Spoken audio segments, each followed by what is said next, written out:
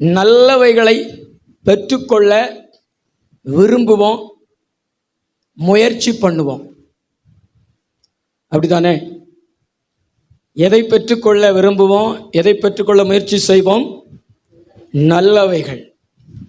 நல்ல ஒரு எதிர்காலம், நல்ல ஒரு வாழ்க்கை, நல்ல ஒரு வேலை, நல்ல ஒரு வீடு, நல்ல ஒரு வாகனம், அப்படி சொல்லிட்டு நல்லவைகளையே நாம் எதிர்பார்ப்போம், விரும்புவோம், பெற்றுக்கொள்ள முயற்சி பண்ணுவோம். நம்ம நல்லவைகளை எதிர்பார்ப்பது, விரும்புவது நல்லது தான். ஆனால் அதை நம்ம பெற்றுக்கொள்ள தேவன் நமக்கு அனுக்கிரகம் பண்ண வேண்டும். தேவன் தான் நமக்கு நல்லவைகளை தர முடியும். தேவன் நமக்கு நல்லவைகளை தர வேண்டும் என்றால் நாம் அதற்கு பாத்திரவான்களாக இருக்கணும். பொல்லாதவர்கள் கையில் தேவன் நல்லவைகளை கொடுக்க மாட்டார். நல்லவர்கள் கையில தான் தேவன் நல்லவைகளை கொடுப்பார். நாம் நல்லவர்களாக என்ன செய்ய வேண்டும்? மாற வேண்டும். நல்லவருடைய கரத்திலிருந்து நல்லவைகளை பெற்றுக்கொள்ள நல்லவர்களாக நாம் மாற வேண்டியது அவசியமாக இருக்கிறது. கைகளை ஒரு அல்லேலூயா சொல்லுவோமா? அல்லேலூயா. இஸ்ரவேல் ஜனங்களை எகிப்து தேசத்திலிருந்து ஆண்டவர் விடுதலையாக்கி வெளியே கொண்டு வந்தார். நல்ல தேசத்தை நோக்கி நடத்தினார். எதை நோக்கி நடத்தினார்? நல்ல தேசத்தை நோக்கி நடத்தினார். ஆனால் அந்த நல்ல தேசத்தை எகிப்திலிருந்து புறப்பட்டவர்களில் 2 பேர் தவிர மற்றவர்கள் காண முடியலை. காரணம், அவர்கள் பொல்லாதவர்களாகிவிட்டார்கள். எப்புனோயின் குமாரனாகிய காலேப், நூனின் குமாரனாகிய யோசுவா தவிர அந்த நல்ல தேசத்தை யாரும் பெற்றுக்கொள்ள முடியலை. இன்னைக்கு ஆண்டவர் நம்மளையும் நல்ல தேசத்தை நோக்கி தான் நடத்துகிறார். நமக்கு முன்னாடியும் நல்ல தேசத்தை தேவன் வைத்திருக்கிறார். நல்ல தேசம் என்பது நல்ல ஒரு எதிர்காலம், நல்ல தேசம் என்பது நல்ல ஒரு வாழ்க்கை, நல்ல தேசம் என்பது நல்ல ஒரு வேலை, நமக்கு நன்மை தரக்கூடிய ஒரு நல்லவையை நோக்கித்தான் தேவன் நம்மளை நடத்தி கொண்டிருக்கிறார். அதை நம்முடைய கரங்களிலே கொடுக்க, அதை நாம் சுதந்தரித்து கொள்ள நாம் நல்லவர்களாய் மாற வேண்டும், பொல்லாதவர்களாய் இருக்கக்கூடாது. கைகள் ஒரு அல்லேலூயா சொல்லுவோமா? நல்ல ஒரு அல்லேலூயா சொல்லுங்க. அல்லேலூயா. உபாகமம் புஸ்தகம் 1வது அதிகாரம் 35வது வசனம். உங்கள் பிதாக்களுக்கு கொடுப்பேன் என்று நான் ஆணையிட்ட அந்த நல்ல தேசத்தை இந்த பொல்லாத சந்ததியாராகிய மனிதரில் ஒருவனும் காண்பதில்லை என்றும். ஆண்டவர் பிதாக்களுக்கு ஆணையிட்டு கொடுத்த தேசம் நல்ல தேசம். நமக்கும் தேவன் வாக்குத்தத்தம் பண்ணி இருக்கிறார் நல்ல தேசம். ஆனால் அந்த நல்ல தேசத்துக்குள்ள பிரவேசிக்கணும் அப்படின்னா பொல்லாதவர்களாக இருக்கக்கூடாது. பொல்லாதவர்களாக இருக்கிறவர்கள் அதை காண்பதில்லை. அப்படி சொல்றாரு. ஒரு 3 குரூப்பை மாத்திரம் அதுக்குள்ள நான் நடத்துவேன், அதுக்குள்ள பிரவேசிக்க பண்ணுவேன்னா ஆண்டவர் சொல்றாரு. அந்த 3 குரூப் யார் அப்படின்னா காலேப், யோசுவா, 3வது சிறு பிள்ளைகள், குழந்தைகள். வனாந்தரத்தில் பிறந்த சிறு பிள்ளைகள், குழந்தைகளை பிரவேசிக்க பண்ணுவேன்னு சொல்றாரு. கர்த்தருக்கு மகிமை உண்டாகட்டும். முதல்ல நல்ல தேசம் எது அப்படிங்கிறத நம்ம அடையாளம் கண்டுகொள்ளலாம். பக்கத்துங்களை பார்த்து சொல்லுங்க, நல்ல தேசம் எது என்பதை அடையாளம் கண்டுகொள்வோம். அந்த ஜனங்களை இஸ்ரவேல் தேசத்தை நோக்கி நல்ல தேசம்னு நடத்தினாரு. நம்மளுக்கு முன்னாடி வைக்கப்பட்டிருக்கிற நல்ல தேசம் எது என்பதை காட்ட போறாரு. நாம் நல்லவர்களாய் மாறி சுதந்தரித்து கொள்ள போகிறோம். நல்ல கைத்தட்டி கர்த்தருக்கு ஸ்தோத்திரங்களை. நல்ல 2 கைகளை தட்டி. ஆமாம், நல்ல 2 கைகளை தட்டி. நல்ல குறிப்பெடுக்கணும், வேற எதுவும் எழுதக்கூடாது. என்ன கவனிக்கணும், ரொம்ப முக்கியமான காரியம். புரியுதா? உங்களுடைய வாழ்க்கைக்கு பிரயோஜனமான சத்தியம் தேவனுடைய வார்த்தை. இதை நீங்கள் அற்பமாக நினைக்காதீங்க. நான் முதல்ல சொல்லிட்டேன், இது பரலோகத்தில் நம்ம பிரவேசிப்பதற்கும் இந்த பூமியில் ஒரு நல்ல ஒரு ஆசீர்வாதமான லைஃப்பை நம்ம சுதந்திரித்து கொள்வதற்கும் தேவன் நம்மளுக்கு பிரயோஜனமாக அந்த வார்த்தைகளை கொடுக்குறார். ஆமென். அதனால் மிஸ் பண்ணிடாதீங்க. கர்த்தர் உங்களை ஆசீர்வதிக்கட்டும். உபாகமம் புஸ்தகம் 6வது அதிகாரம் 3வது வசனம். இஸ்ரவேலே, நீ நன்றாயிருப்பதற்கும் உன் பிதாக்களின் தேவனாகிய கர்த்தர் உனக்கு சொன்னபடி பாலும் தேனும் ஓடுகிற தேசத்தில் நீ மிகவும் விருத்தி அடைவதற்கும் அவைகளுக்கு செவி கொடுத்து போதும். நல்ல தேசம் எது? நாம் விருத்தி அடைவதற்கு தேவன் கொடுத்திருக்கிற ஒரு வியாபாரமோ, ஒரு விவசாயமோ, ஒரு வேலையோ, குடும்பமோ, பிள்ளைகளோ, அதுதான் நல்ல தேசம். அதாவது அதுல நமக்கு விருத்தி இருக்கணும், நமக்கு பெருக்க இருக்கணும். அதுல நஷ்டத்தையும் இழப்புகளையும் நாம் காண்போம் என்றால் அது நல்ல தேசம் கிடையாது. ஆனா அதுல நமக்கு விருத்தி இருக்கிறது, அது நம்மளை விருத்தி அடைய வைக்கிறதுனா அதுதாங்க நல்ல தேசம். அப்படிப்பட்ட ஒரு நல்ல விருத்தி அடைய வைக்கக்கூடிய ஒரு வியாபாரத்தையோ, ஒரு விவசாயத்தையோ, அல்லது ஒரு வேலையையோ, பிள்ளைகளையோ ஆண்டவர் உங்களுக்கு தந்து விருத்தி அடைய வைப்பார். அதுதான் நல்ல தேசத்தை சுதந்திரித்துக் கொள்வது. நம்ம நல்லா இருக்கணும்னா நம்ம விருத்தி அடையணும். அப்படித்தானே? நீங்க செய்கிற வேலையில விருத்தி இல்லைன்னா அதுல வருமானம் வராது. வருமானம் இல்லைன்னா நம்ம நல்லா இருக்க முடியாது, நம்ம குடும்பத்தையும் என்ன செய்ய முடியாது, நடத்த முடியாது. அதனால நம்மளை தேவன் விருத்தி அடைய வைப்பார். நம்முடைய ஊழியத்தை கூட ஆண்டவர் விருத்தி அடைய வைக்கிறார், விருத்தி அடைய வைத்தார். அதனால ஊழியம் ஆண்டவருடைய கிருபையினால நன்றாக போய் கொண்டிருக்கிறது. இந்த ஊழியத்தை செய்கிற நாங்களும் ஆண்டவருடைய கிருபையினால நன்றாய் நடத்தப்பட்டு கொண்டிருக்கிறோம். ஆண்டவர் எங்களுக்கு கொடுத்த நல்ல தேசம் இது. அது மாதிரி உங்களுக்கு நீங்கள் விருத்தி அடைவதற்கு தேவன் உங்களுக்கு கொடுக்கின்ற ஒவ்வொன்றும் அதுதான் நல்ல தேசம். ஹல்லேலூயா. நீங்க பிரதர் பின்னாடி இருக்கிறவங்க, நீங்க அதுல முன்னேற முடியல, அது உங்களுடைய வாழ்க்கையில நஷ்டம், கஷ்டம், இழப்புகளை கொண்டு வருதுன்னா அது தேவன் உங்களுக்கு கொடுத்த நல்ல தேசம் இல்லை. நல்ல தேசம்னா நீங்க விருத்தி அடைவீங்க, நீங்க நல்லா இருப்பீங்க, அதுல நிறைய வருமானம் வரும், நீங்கள் உங்க குடும்பமா ஆசீர்வாதமா இருப்பீங்க. அதுதான் நல்ல தேசம். அந்த நல்ல தேசத்தை உங்களுக்கு தேவன் கொடுக்க விரும்புகிறார். இதுக்கு முன்னாடி அந்த நல்ல தேசத்தை நீங்க பெற்றுக்கொள்ளாம இருக்கலாம். ஆனா இப்ப ஆண்டவர் உங்களை பார்த்து சொல்றாரு, உனக்கு முன்னாடி வச்சிருக்கிறேன், வரும் காலங்கள் அந்த நல்ல தேசத்தை நீ சுதந்திரித்துக் கொள்வாய் என்று. அல்லேலூயா. நல்ல கைத்தடி ஆண்டவருக்கு நன்றி சொல்லுங்க. உங்களை விருத்தி நீங்க விருத்தி அடைவதற்கு தேவன் கொடுக்கிற ஒவ்வொன்றும் நல்லவைகளே. கர்த்தர் நல்லவர். 2வது ஒரு வசனத்தை வாசிங்க. யாத்ராகமம் புஸ்தகம் 3வது அதிகாரம் 8வது வசனம். அவர்களை எகிப்தியரின் கைக்கு விடுதலையாக்கவும் அவர்களை அந்த தேசத்திலிருந்து நீக்கி கானானியரும் ஏத்தியரும் எமோரியரும் பெர்சியரும் லேவியரும் எபூசியரும் இருக்கிற இடமாகிய பாலும் தேனும் ஓடுகிற நலமும் விசாலமுமான தேசத்தில் கொண்டு போய் சேர்க்கவும் இறங்கின. நல்ல தேசம் எது? நீங்க வியாதியா கிடக்கிறது அது நல்ல தேசமா? நீங்க நெருக்கத்துக்குள்ள கிடக்குறீங்க யோனா மாதிரி, அல்லது பாக்கெட்ல இருக்கிற பேனா மாதிரி, யோனாவும் பேனாவும் ஒன்று தான். யோனா நெருக்கப்பட்டது மாதிரி தான் நம்ம பேனாவும் நெருக்கப்படும்.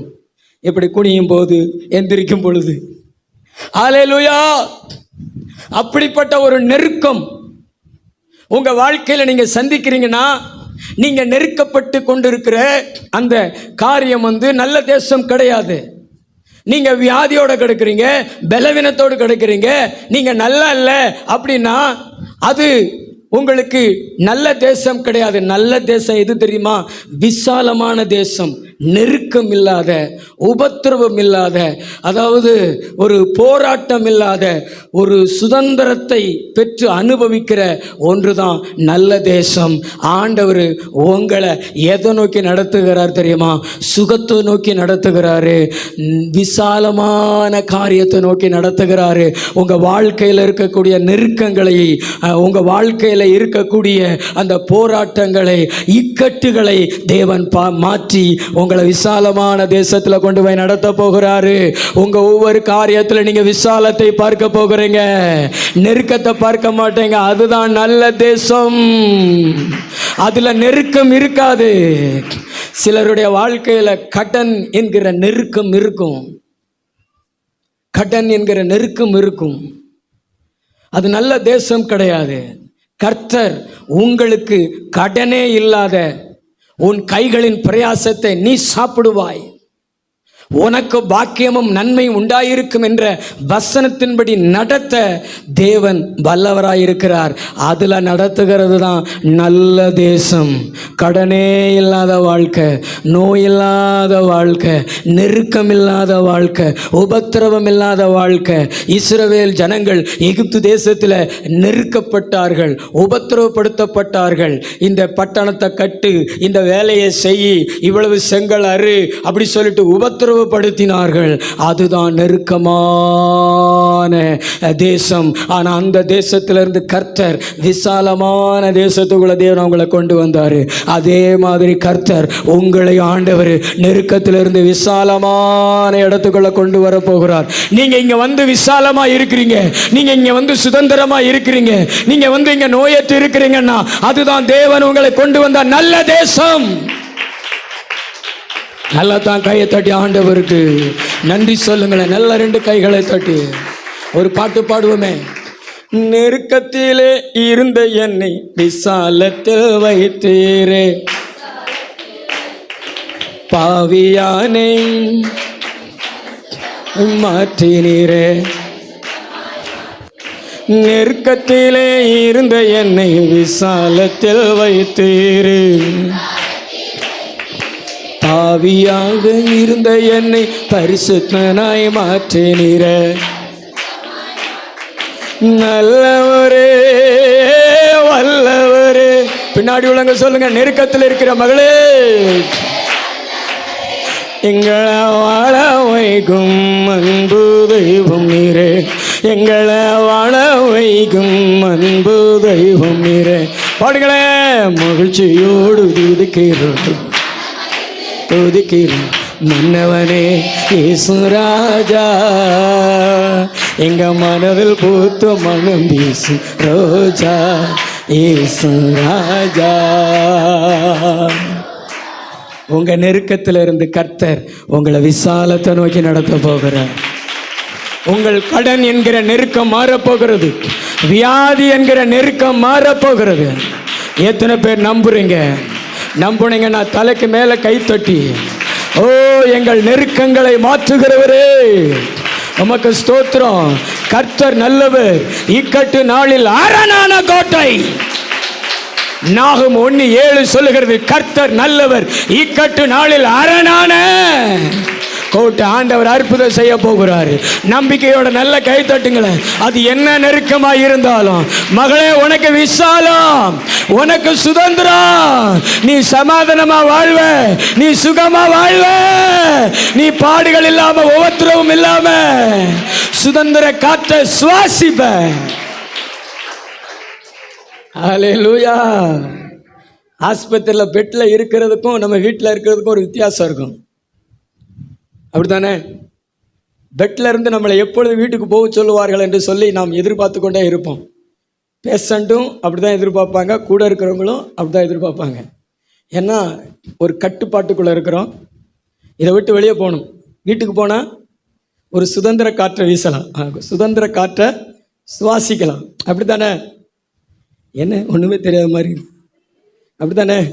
ஸ்தோத்திரம். அதுதான் விசாலமான இடத்துக்கு தேவன் நம்மளை கொண்டு வருவார். அதாவது ஒரு சுதந்திரமான இடத்துக்கு தேவன் நம்மளை கொண்டு வருவார். அதான் நல்ல தேசம். நம்ம ஏசப்பா நம்மளை நல்லவைகளை நோக்கி நடத்துகிற நல்ல தேவன். ஆமென். கர்த்தருக்கு மகிமை உண்டாகட்டும். இன்னொரு வசனத்தை வாசிங்களேன். யாத்திராகமம் 3:17. நான் உங்களை எகிப்தின் சிறுமையிலிருந்து நீக்கி பாலும் தேனும் ஓடுகிற தேசம். எது நல்ல தேசம் தெரியுமா? நம்மளை அவமானப்படுத்துகிற இடம், நம்மளை புறக்கணிக்கிற இடம், அது நல்ல தேசம் கிடையாது. நான் கேட்குறேன், இந்த பூமி நல்ல தேசமா? பக்கத்துவங்களை பார்த்து கேளுங்களேன், இந்த பூமி நல்ல தேசமா? பின்னாடி உங்களை சொல்லுங்களேன், இந்த பூமி நல்ல தேசமா? இப்படியாவா சொல்ல சொல்லியிருக்கு? பதில் சொல்லுங்க. இந்த பூமி நல்ல தேசமா? இந்த தாயல்பட்டி நல்ல ஊரா? ஆமாவா இல்லையா?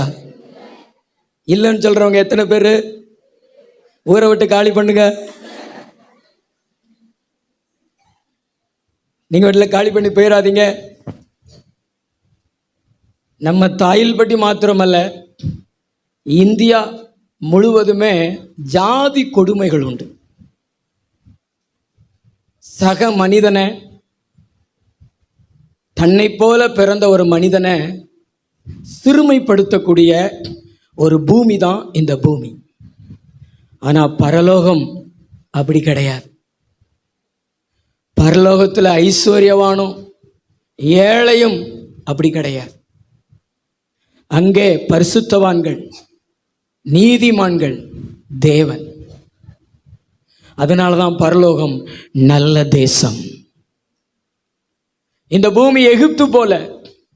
எகிப்து தேசத்தில் இந்த இஸ்ரேல் மக்கள் சிறுமைப்படுத்தப்பட்டார்கள், அவமானப்படுத்தப்பட்டார்கள், நிந்திக்கப்பட்டார்கள். பைபிள் சொல்லுகிறது, தேவன் அந்த சிறுமையை பார்த்து தான் பாலும் தேனும் ஓடுகிற கானான் தேசத்துக்குள்ள கொண்டு போனார். அது அவங்களை சிறுமைப்படுத்துகிற தேசம் அல்ல. இன்றைக்கு வரைக்கும் எகிப்து தேசத்தில் இருந்து புறப்பட்ட இஸ்ரவேல் ஜனங்கள் இஸ்ரவேல் தேசத்துக்குள்ள போய் பல தலைமுறைகள் ஆயிருச்சு. ஆனாலும் இன்றைக்கு ஒரு சின்ன நாடாக இருந்தாலும் பெருமைக்குரிய தேசமாக, பெருமைக்குரியவர்களாகத்தான் அவர்கள் இருக்கிறார்கள். அதாவது கண்டுபிடிப்புகளில் அதிகமான கண்டுபிடிப்பு யாரு கண்டுபிடித்ததாக இருக்கும் அப்படின்னா, இஸ்ரவேல் தேச இருக்கக்கூடிய யூதர்களுடைய கண்டுபிடிப்பாக இருக்கும். ஆமென். சின்னோண்டு நாடு தான், குட்டி நாடு தான்.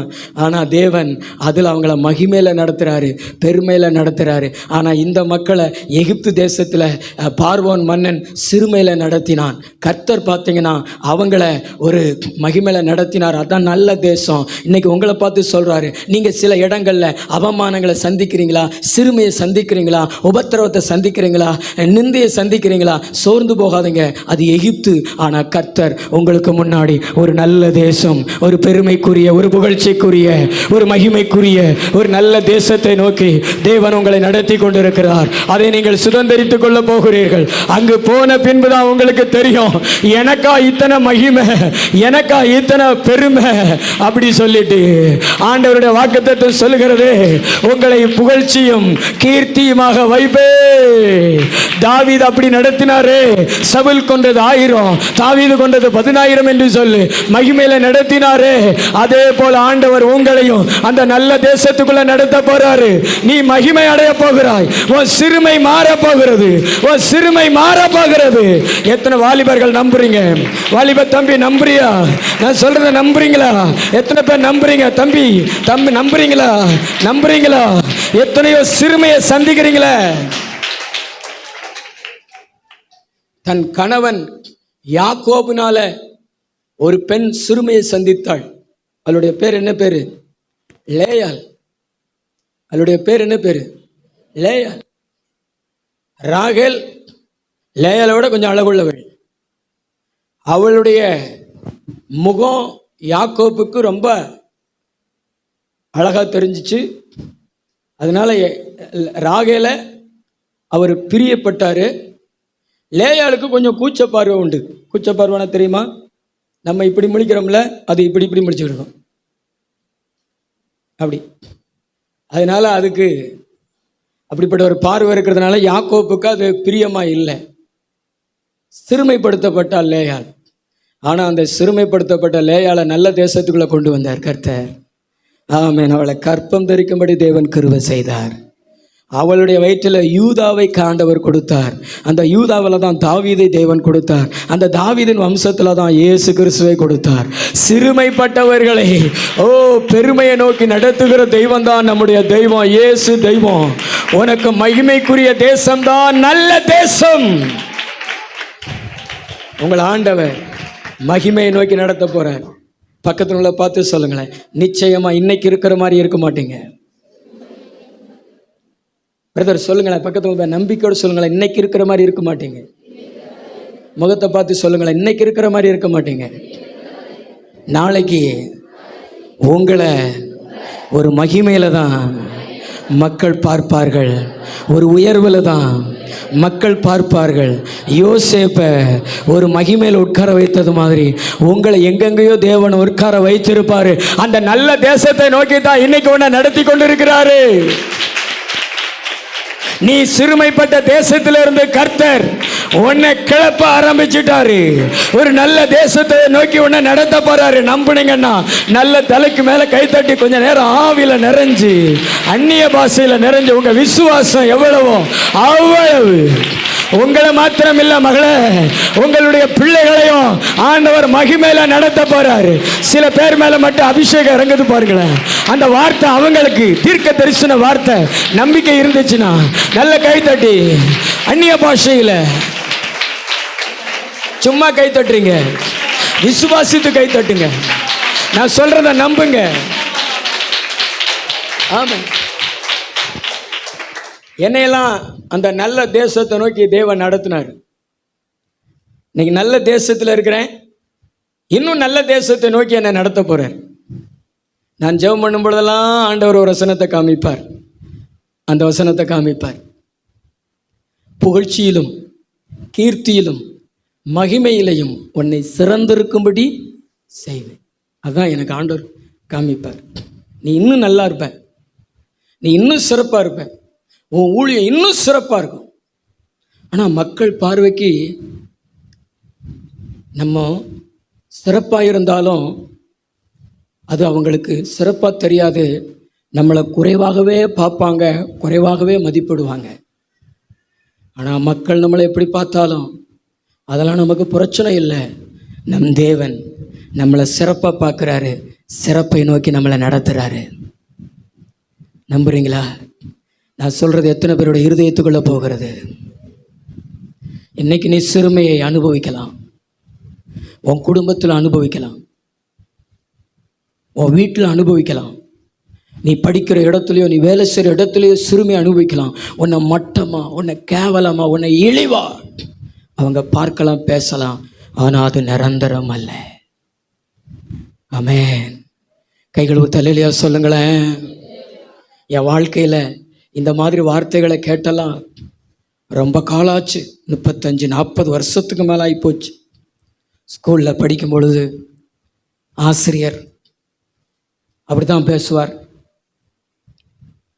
அது மாதிரி எங்கள் வீட்டில் என் தகப்பனாருடைய 2வது மனைவி அப்படித்தான் பேசுவாங்க.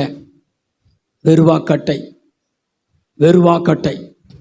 10வது வகுப்பு படிப்பேன், 11வது வகுப்பு படிப்பேன், 12வது வகுப்பு படிப்பேன், வாலிபன். ஆனால் அந்த வார்த்தையை தான் காதில் கேட்பேன். ஊரில் இருக்கிற மக்கள் அப்படித்தான் நிறையா பேர் சொல்லுவாங்க. ஏன்னா நம்முடைய நிலையை பார்த்து அப்படி சொல்லுவாங்க. ஆனால் அந்த சிறுமையிலிருந்து தான் கர்த்தர் இந்த நல்ல தேசத்துக்கு என்ன கொண்டு வந்தார். அந்த சிறுமையிலிருந்து தான் என்ன நல்ல தேசத்துக்கு கொண்டு வந்தார். இன்னைக்கு நான் எங்கள் ஊருக்கு போனோம்னா என்னை பேரை சொல்லி கூட கூப்பிடுறவங்க ரொம்ப பேர் கிடையாது. பாஸ்டையா சோத்திரம் அப்படிமா.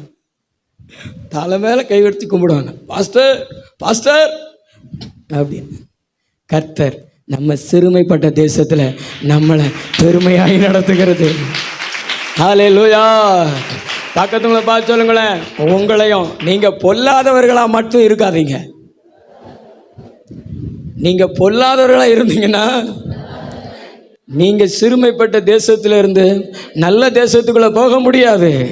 ஆனால் நல்லவங்களா மாறி பாருங்களேன், ஆண்டவர் உங்களை இந்த சிறுமைப்பட்ட தேசத்திலிருந்து ஒரு மகிமை உள்ள தேசத்தை நோக்கி நடத்துவார். மரியாள் சொல்கிறாங்களே, அது மாதிரி நீங்கள் சொல்லி ஆண்டவரை துதிப்பீங்க. வல்லமை உள்ளவர் மகிமையானவர்கள் எனக்கு செய்தார், அவருடைய நாமம் பரிசுத்தம் உள்ளது என்று சொல்லி துதிப்பீங்க. அதே மாதிரி அன்னாள் அப்படித்தான் துதிக்கிறாங்க. ஆரம்பத்தில் சிறுமைப்படுத்தப்பட்டாங்க, நிந்திக்கப்பட்டாங்க. ஆனால் ஆண்டவர் அவங்களை மகிமைக்குள்ளே நடத்தினார், பெருமைக்குள்ளே நடத்தினார், நல்ல தேசத்துக்குள்ள நடத்தினார். அவங்களுடைய வயிற்றில் ஒரு நல்ல பிள்ளையை கொடுத்தார், சாமுவேலை கொடுத்தார், மகிமையிலே நடத்தினார் கர்த்தர். அது மாதிரி கர்த்தர் உங்களுக்கு முன்பாக வைத்திருக்கிற அந்த நல்ல தேசத்தை நோக்கி உங்களை தேவன் நடத்துவார். சோர்ந்து போகாதிருங்க. அதை வாசிங்கள் அப்படியே தொடர்ந்து. நான் உங்களை எகிப்தின் சிறுமையிலிருந்து நீக்கி பாலும் தேனும் ஓடுகிற தேசமாகிய கானானியர், ஏத்தியர், எமோரியர், பெர்சியர், ஏவியர், எபுசியருடைய தேசத்துக்கு கொண்டு போவேன் என்றும் சொன்னேன் என்றார் என்று சொல்லு. அவர்கள் உன் வாக்குக்கு செவி கொடுப்பார்கள். அப்பொழுது நீயும் இஸ்ரவேலின் மூப்பரும் எகிப்தின் ராஜாவினிடத்தில் போய் 3:17 தானா? யாத்திராகமம் 3:17. அதை மறுபடி வாசிங்க. நான் உங்களை எகிப்தின் சிறுமையிலிருந்து நீக்கி பாலும் தேனும் ஓடுகிற தேசமாகிய, பாலும் தேனும் ஓடுகிற தேசமாகிய நல்ல தேசம். நல்ல தேசம்னா எது? பால் ஓடுகிற தேசம், அடுத்து தேன் ஓடுகிற தேசம். பால் எப்படி இருக்கும்? வெள்ளையா இருக்கும். வெள்ளை எதை குறிக்கும்? தொல்லையை குறிக்குமா? வெள்ளை எதை குறிக்கும்? சமாதானம். அதனால தான் வெள்ளை புறாவை பறக்க விடுவார்கள். வெள்ளை சமாதான குடி. அதான். தேன் எப்படி இருக்கும்? எப்படி இருக்கும்? இனிப்பா இருக்கும். உங்கள் ஊரில் எப்படி இருக்கும்? இனிப்பாக தான் இருக்குமா? எல்லா ஊர்லேயும் இனிப்பாக தான் இருக்கும். அதாவது தேன் என்பது இனிமை, பால் என்பது சமாதானம். ஏசப்பா சொல்கிறார், நல்ல தேசம் என்பது சமாதானமுள்ள வாழ்க்கையை நோக்கி, இனிமையான வாழ்க்கையை நோக்கி தேவன் நடத்துகிறது தான் நல்ல தேசம். உங்களுக்கு முன்னாடி அப்படி வச்சிருக்கிறார். சமாதானமுள்ள ஒரு இனிமையான ஒரு எதிர்காலத்தை, ஒரு வாழ்க்கையை தேவன் வச்சிருக்கிறார். பாலும் தேனும் ஓடுகிற அந்த தேசத்தை நோக்கி தான் நடத்துகிறார் ஆண்டவர். அப்படிப்பட்ட ஒரு நல்ல தேசத்தை நோக்கி தான் நடத்துகிறார். அதை நீங்கள் பெற்றுக்கொள்வதற்கு நீங்கள் பாத்திரவான்களாய் மாறணும், பொல்லாதவர்களாக இருக்கக்கூடாது. இன்றைக்கி நிறைய குடும்பங்களில் பார்த்தீங்கன்னா சமாதானம் இல்லை, இனிமை இல்லை, கசப்போடு தான் வாழ்ந்து கொண்டிருக்கிறீங்க. வாழ்க்கை எப்படியோ ஓடுது. இந்தியா பாகிஸ்தான் மாதிரி தான் நிறையா குடும்பங்கள் இருக்கிறது. அப்படி தானே? எதிரும் புதிரும், கணவனும் மனைவியும் ஒரே வீட்டில் தான் இருப்பாங்க, பிள்ளைகள் இருப்பாங்க. ஆனால் உண்மையில் அந்த குடும்பம் எப்படி இருக்கும்? போராட்டங்கள் நிறைந்ததா, பிரச்சனைகள் நிறைந்ததா, வாக்குவாதம் நிறைந்ததா? அங்கே இனிமை இருக்காது. கசப்பதான் மனதளவில் அனுபவித்து கொண்டிருப்பாங்க. அது நல்ல தேசம் இல்லை. ஆனால் வரும் நாட்களில் அதே குடும்பத்தை சமாதானத்துக்குள்ள நடத்தி, அதே குடும்பத்தை இனிமைக்குள்ள நடத்தி ஒரு நல்ல தேசத்தை நோக்கி தேவன் நடத்த போகிறார். அல்லேலூயா. அதான் பாலும் தேனும் ஓடுகிற கானான் தேசம். எகிப்தை விட்டு வெளியே கொண்டு வர போகிறாரு. அந்த கசப்பை விட்டு வெளியே கொண்டு வர போகிறார். எத்தனை பேர் நம்புறீங்க?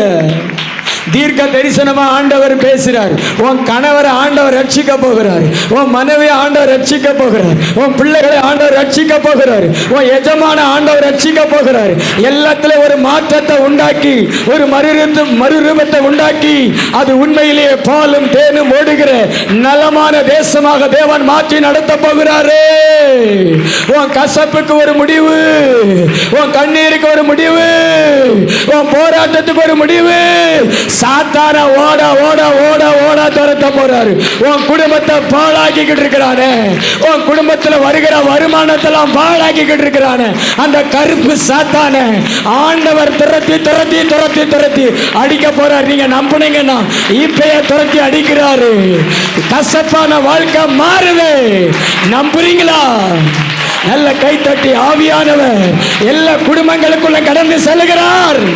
பொல்லாத ஆவிகள், சமாதானத்தை கெடுக்கிற ஆவிகள், எகிப்தின் ஆவிகள் வெளியேறி போவதாக.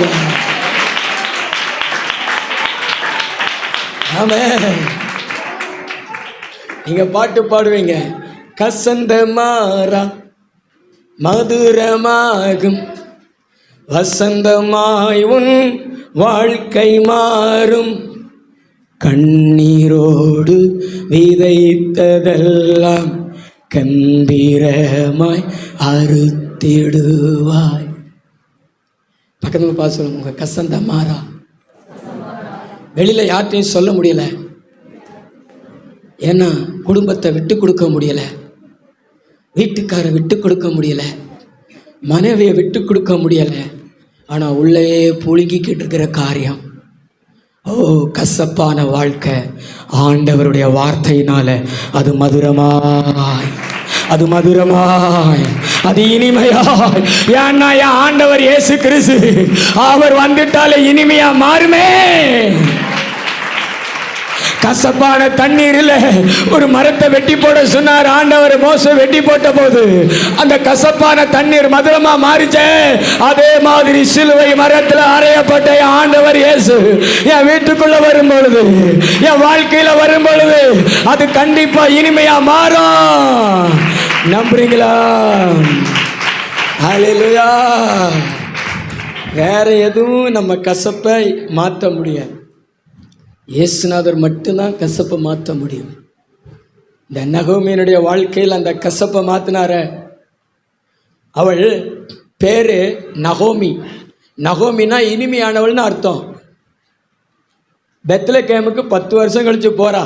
எப்படி போறா தெரியுமா? போகும்போது நிறைவோடு போனவா, கணவர் 2 ஆண் மக்களோடு போனவா. மோவாபிய பட்டணத்தில் 10 வருஷத்தில் எல்லாத்தையும் தொலைச்சிட்டா. கணவரை இழந்துட்டா, மூத்த மகனை இழந்துட்டா, இளைய மகனை இழந்துட்டா. இப்போ 2 பேரா, நகோமி, நகோமியினுடைய மருமகள் ரூத்து, இவங்க தான் வாராங்க பெத்லகேமுக்குள்ள. ஆனால் பெத்லகேம் மக்கள் நல்ல மக்களுங்க, முன்னாடி விட்டு பின்னாடி பேச மாட்டாங்க. பெத்லகேம் மக்கள் நீங்கள் எப்படிங்க? பார்க்கும்போது ஒன்று, பார்த்த பின்பு பொண்ணு. பெத்லகேமில் இயேசு ஏன் பிறந்தார் தெரியுமா? அந்த மக்கள் நல்ல மக்கள். உங்கள் உள்ளத்தில் இயேசு பிறக்கணும்னா நீங்கள் நல்ல மக்களாக இருக்கணும். நகோமியை பார்த்து சொல்கிறாங்க, ஏ நகோமி வருகிறாள் அப்படின்னு, இனிமையானவள் வருகிறாள் என்று. இழப்புகளை சந்தித்து கசப்பு நிறைந்தவளாக இருந்தாலும் என் ஆண்டவர் இனிமையை தருகிறவர் என்று சொல்லி தான் அவங்க இனிமையானவள் வருகிறாள் என்று சொன்னாங்க. அவள் சொல்கிறா, என்ன மாறாள்னு கூப்பிடுங்க, கசப்பு நிறைந்தவள்னு கூப்பிடுங்க அப்படி சொல்கிறா. ஆனால் அந்த அதிகாரத்தின், அதாவது ரூத்து புஸ்தகத்தின் கடைசி அதிகாரத்தின் முடிவில் நீங்கள் பார்க்கும் பொழுது, ரூத்துனுடைய குழந்தை நகோமினுடைய மடியில் போடப்படும், ஓபேத் போடப்படுவார். இஸ்ரவேல் ஸ்திரீகளெல்லாம் சொல்லுவாங்க, உனக்கு தயவு செய்த கர்த்தருக்கு ஸ்தோத்திரம், கர்த்தர் வெறுமையானவளை நிறைவுள்ளவளாக மாற்றிட்டாரா. அங்கே ஒரு ஓபேத்து மட்டும் போடப்படலைங்க, அங்கே தாவீதும் போடப்பட்டாருங்க. அங்கே தாவீது மட்டும் போடப்படலைங்க, தாவீதின் வம்சத்தில் வந்த இயேசு கிறிஸ்துவும் போடப்பட்டாருங்க. இயேசு கிறிஸ்து போடப்பட்டார்னா இயேசு கிறிஸ்துவோடு கூட நாமும் நகோமியினுடைய மடியில் போடப்பட்டோம்.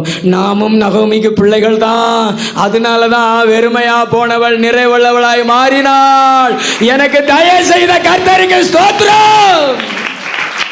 அந்த நிரந்தர வெறுமையை மாற்றின இயேசு, அந்த நிரந்தர கசப்பை மாற்றின இயேசு உங்க வாழ்க்கையிலேயோ அதுக்கு ஒரு முடிவை கொடுப்பார், அதுக்கு ஒரு முடிவை கொடுப்பாரு. ஹல்லேலூயா. பாலும் தேனும் ஓடுகிற கானான் தேசம், சமாதானமும் இனிமையும் உள்ள வாழ்க்கையை நோக்கி தேவன் நடத்துவார்.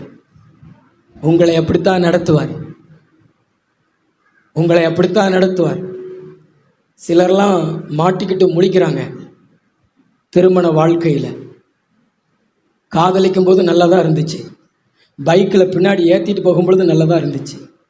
ஆனால் கல்யாணம் முடித்த பின்பு தான் தெரிஞ்சது அது முசுக்கொட்டை பூச்சின்னு. ஏன்னா மூஞ்சிலே கடிக்கு, விற்க முடியாது, அதாவது துப்பவும் முடியாது, விழுங்கவும் முடியாது. அப்படி தான் நிறைய பேருடைய வாழ்க்கை. ஏன்னா நிறைய பேர் அப்படித்தான் நல்ல தேசத்தை சுதந்திரிக்காமல் இப்படி இதை சுதந்திரித்து கொண்டு வாழ்க்கையில் கஷ்டப்படுறாங்க. ஆனால் ஆண்டவர் உங்களுக்கு நல்ல தேசத்தை நோக்கி நடத்துவார். வாழ்நாளெல்லாம் சமாதானமாக இருப்பேன், சந்தோஷமாக இருப்பேன், உன் வீடு கூட்டி பரலோகமாக இருக்கும். ஆமென். எங்கள் வீடெல்லாம் கூட்டி பரலோகமாக இருக்கும். கைகள் ஒரு தலையில சொல்லுங்களேன், ஹல்லேலூயா. உங்கள் வீடும் குட்டி பரலோகமாக இருக்கணும். அப்படி ஒரு நல்ல வாழ்க்கையை கொடுக்கணும். முசுக்கொட்டை பூச்சியை பிடிச்சிடக்கூடாது. பக்கத்தில் பார்த்து சொல்லுங்களேன், முசுக்கொட்டை பூச்சி பார்க்குறதுக்கு கலராக தான் தெரியும், நல்லா தான் தெரியும். ஆனால் வாழ்க்கைக்குள்ளே வந்த பின்பு தான் தெரியும்.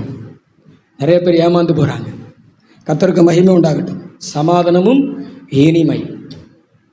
அடுத்து வாசிங்க, உபாகமம் 1:25.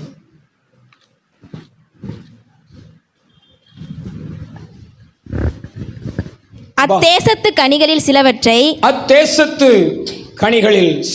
தங்கள் கையில் எடுத்துக்கொண்டு நம்மிடத்தில் வந்து நம்முடைய தேவனாகிய கர்த்தர் நமக்கு கொடுக்கும் தேசம் நல்ல தேசம் என்று நம்மிடத்தில் சொன்னார்கள்.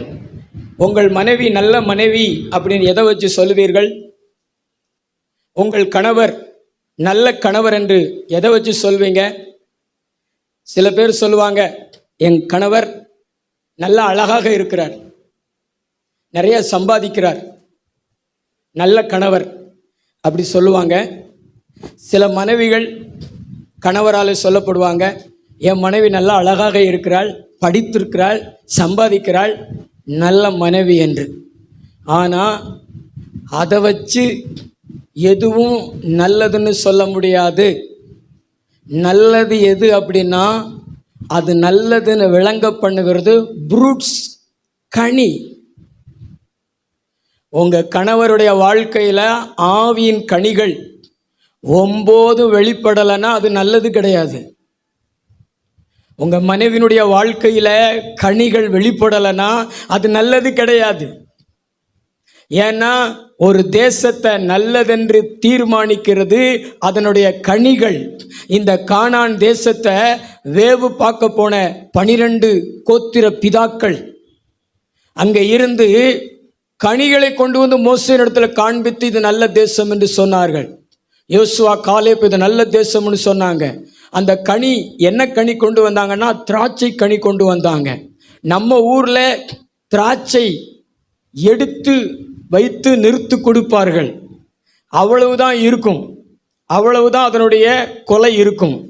ஆனால் அவங்க கானான் தேசத்திலிருந்து கொண்டு வந்த அந்த திராட்சை கொலையை அவங்க கையில் தூக்கிட்டு வர முடியலை. நம்ம ஊரில் பன்னியை தூக்கிட்டு போவாங்க பார்த்தீங்களா? எப்படி பன்னியை தூக்கிட்டு போவாங்க? தம்பி, பன்னியை தூக்கிட்டு போகிறத பார்த்துருக்கியா? பார்க்கல. 2 காலையும் கட்டி நடுவில் ஒரு கம்பை விட்டு அங்கிட்டு ஒரு ஆள் இங்கிட்டு ஒரு ஆள் தூக்கிட்டு போவாங்க. அது மாதிரி தான் திராட்சை கொலையை அவர்கள் கட்டி கொண்டு வந்தார்கள். அவ்வளவு பெருசாக இருந்துச்சு, அவ்வளவு சுவையாக இருந்துச்சு. நான் விசுவாசிக்கிறேன், உங்களுடைய குடும்பத்தை ஆண்டவர் நல்ல தேசத்தை நோக்கி நடத்த போகிறாரு. உங்களுடைய வாழ்க்கை துணை கனி நிரம்பியவர்களாய் காணப்பட போகிறார்கள். அவங்களிடத்தில் இருக்கக்கூடிய அந்த மாமிச சுபாவங்கள் எல்லாம் மாற போகிறது. சண்டை, கொலை, பொறாமை, எரிச்சல், இந்த மாமிசத்தின் கிரியைகள் எல்லாம் மாறப்போகிறது. இச்சை அடக்கம். வரப்போகிறது. பக்கத்துங்களை பார்த்து சொல்லுங்களேன், இச்சை அடக்கம், செல்ஃப் கண்ட்ரோல், அது ஒரு ஆவியின் கனி. அந்த கனியை உங்க வாழ்க்கை துணை கொடுக்க போறாங்க. உங்க குடும்பம் ஒரு நல்ல தேசமாக மாற போகிறது. உங்க குடும்பத்தை ஒரு நல்ல தேசத்தை நோக்கி தேவன் நடத்த போகிறாரு. நம்பிக்கையோடு நம்பிக்கையோடு நம்பிக்கையோடு உங்களுடைய பிள்ளைகளை கனி கொடுக்கிற பிள்ளைகளாக தேவன் நடத்த போறார். இன்னைக்கு பிள்ளைகளிடத்துலையுமே ஆவியின் கனிகள் இல்லை. ஆவியின் கனிகள் இருக்கிறதா? அன்பு இருக்கிறதா? சமாதானம் இருக்கிறதா? சந்தோஷம் இருக்கிறதா? நற்குணம் இருக்கிறதா? தயவு இருக்கிறதா? சாந்தம் இருக்கிறதா? விசுவாசம் இருக்கிறதா? இச்சை அடக்கம் இருக்கிறதா? பக்கத்துல பார்த்து கேளுங்களேன். இது தவிர எல்லாம் இருக்கு பாஸ்டர், ஆனா இது மட்டும் இல்லை பாஸ்டர். அல்லேலூயா. மாமிசத்தின் கிரியைகளெல்லாம் இருக்கிறது, அசுத்தம் இருக்குது, காம விகாரம் இருக்குது, பொறாமை இருக்குது, கொலை இருக்குது, சண்டை இருக்குது. இருக்குதா? அல்லேலூயா. அதனால தான் உங்க குடும்பத்தில் ஒரு ஆசீர்வாதம், சமாதானம் இல்லை. எல்லாத்தையும் தேவன் மாற்றணும். குடும்பத்தெல்லாம் கனி கொடுக்கிற குடும்பமாக மாற்றணும். வாலிப பிள்ளைகளெல்லாம் கனி கொடுக்கிற பிள்ளைகளாக மாற்றணும். சபைக்கு நீங்க கனி கொடுக்கலன்னா நீங்க நல்ல தேசம் கிடையாது. நீங்க எல்லா விதத்திலையும் கனி கொடுக்கணும். அதை நோக்கி தான் தேவன் நடத்துறார். ஒரு கனி நிறைந்த வாழ்க்கையை நோக்கி தான் தேவன் நடத்துறார். ஒரு நல்ல போதகர்னு நீங்க எப்படி கண்டுபிடிப்பீங்க? அவர் இச்சை அடக்கமா இருக்கணும். அவருடைய வாழ்க்கையில பரிசுத்தத்தை பார்க்கணும், உண்மையை பார்க்கணும், நீதியை பார்க்கணும், நேர்மையை பார்க்கணும், நம்பிக்கைக்குரிய போதகராக இருக்கணும். அதான் நல்ல போதகர். ஒரு சபை நல்ல சபை அப்படிங்கிறது எப்படி காண்பீங்க? அந்த சபையில் ஆவியின் கனிகள் வெளிப்படணும். ஆவிக்குரிய காரியங்களை அதிகமாக பேசணும், ஆவிக்குரிய காரியங்களை அதிகமாக சிந்திக்கணும், ஆவிக்குரிய கனிகளை கொடுக்க வைக்கணும்.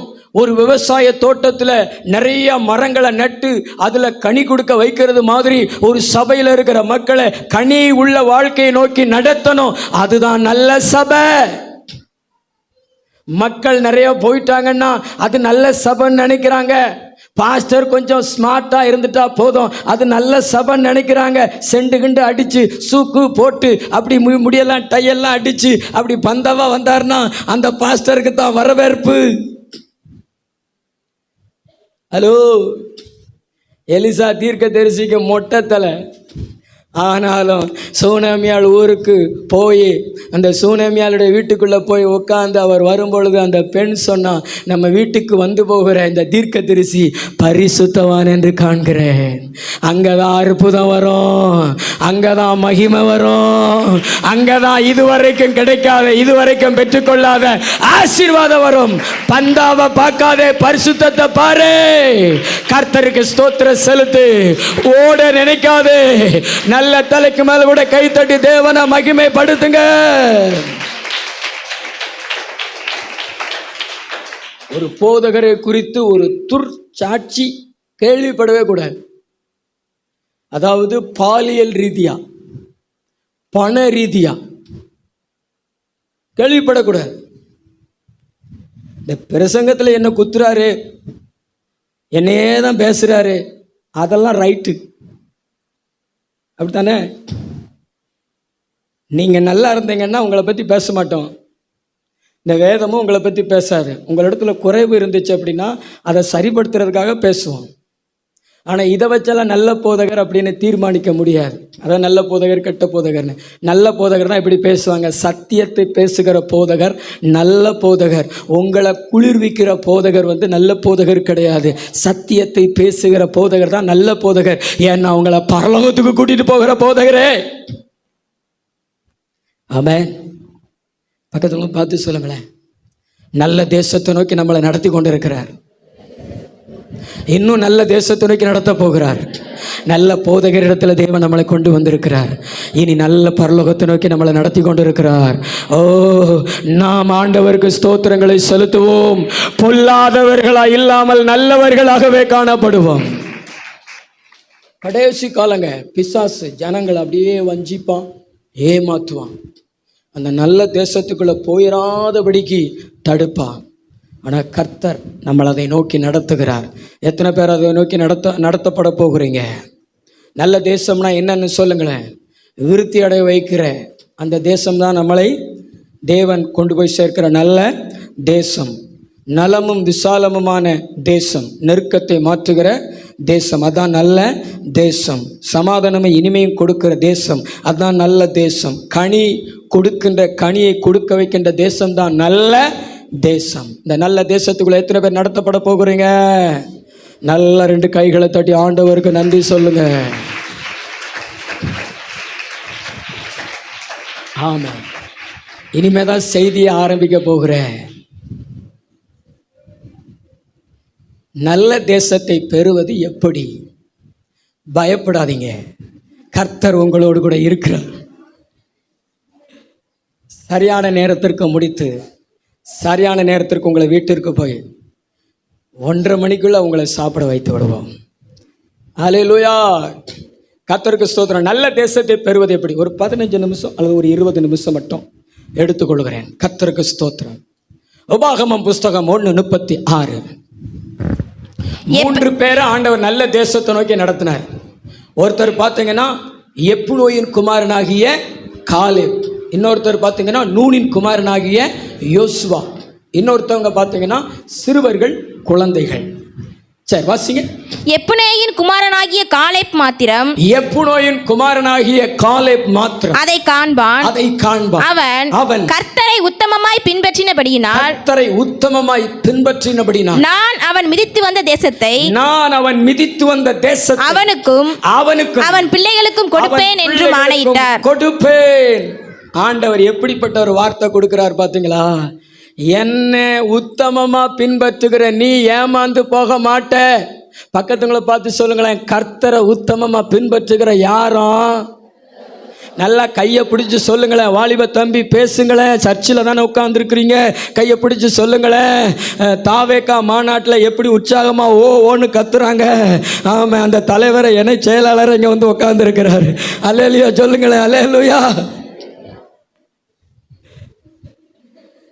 நம்ம அந்த செயலாளரை விட பெரிய செயலாளரை ஆராதிக்கிறோம். ஆமாம், உலகத்தில் இருக்கிறவனில் உங்களிடத்தில் இருக்கிற இயேசு பெரியவர். அப்போ அவருக்கு நம்ம எவ்வளவு கைத்தட்டு கொடுக்க வேண்டாம். நல்ல நம்ம தேவாதி தேவனுக்கு கைத்தட்டு, நல்ல 2 கையை தட்டு. அதாவதுங்க, இந்த உலகத்தில் நீங்கள் ஏதோ உத்தமமாக உண்மையாக பின்பற்றி பாருங்க, உங்கள் வாழ்க்கையில் வெட்கம் வரும், ஏமாற்றம் வரும். ஆனால் நம் தேவாதி தேவனை நீங்கள் உத்தமமாக பின்பற்றி பாருங்களேன், உங்களை ஆண்டவர் ஏமாற விட மாட்டார். நீ கால் மிதித்த தேசத்தை உங்களுக்கு ஆண்டவர் கொடுப்பார்.